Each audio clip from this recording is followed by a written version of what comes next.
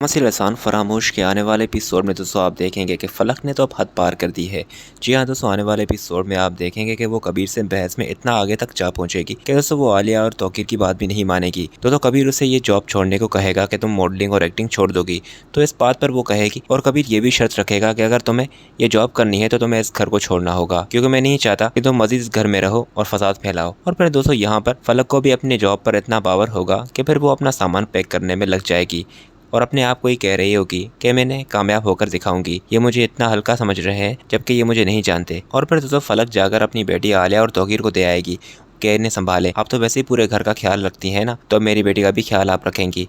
और फिर दोस्तों तौकीर यहाँ पर फलक को रोक रहा होगा कि फलक ये कौन सा तमाशा लगा रखा है तुमने, तुम अपनी बेटी को छोड़कर कहाँ जा रही हो। और फिर दोस्तों यहाँ पर वो उसे जवाब दिए बगैर वहाँ से चली जाएगी। जैसे ही कबीर आएगा तो तौकीर से पूछेगा कि क्या हुआ भाई, फलक कहाँ गई। तो तौकीर और आलिया उसे सारी बात बता देंगे कि क्या तमाशा करके फलक यहाँ से चली गई है।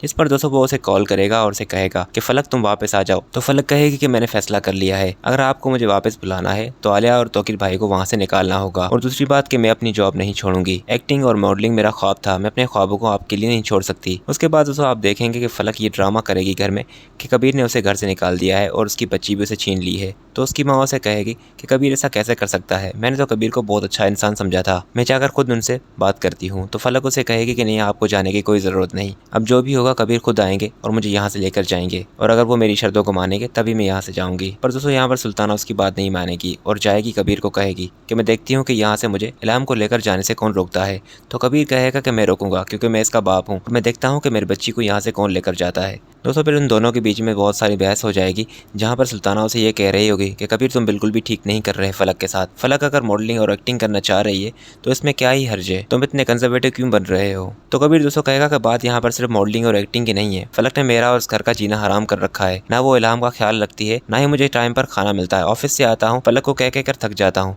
पर दोस्तों यहाँ पर बात खत्म नहीं होगी, फलक इतना ड्रामेबाजी करने लग जाएगी कि हमजा भी उसका साथ देने लग जाएगा और उसे कहेगा कि जो तुम्हारे साथ कबीर ने किया है मैं उसका बदला लेकर रहूंगा। तो नवाल कहेगी कि तुम्हारा इसमें कुछ ना जाए हमजा, पहले ही कबीर और फलक के बीच में सब कुछ हो चुका है और तुम्हारी भी कबीर से अलग ही लड़ाई चल रही है, बात पता नहीं कहाँ से कहाँ चली जाएगी, इसलिए तुम रहने दो।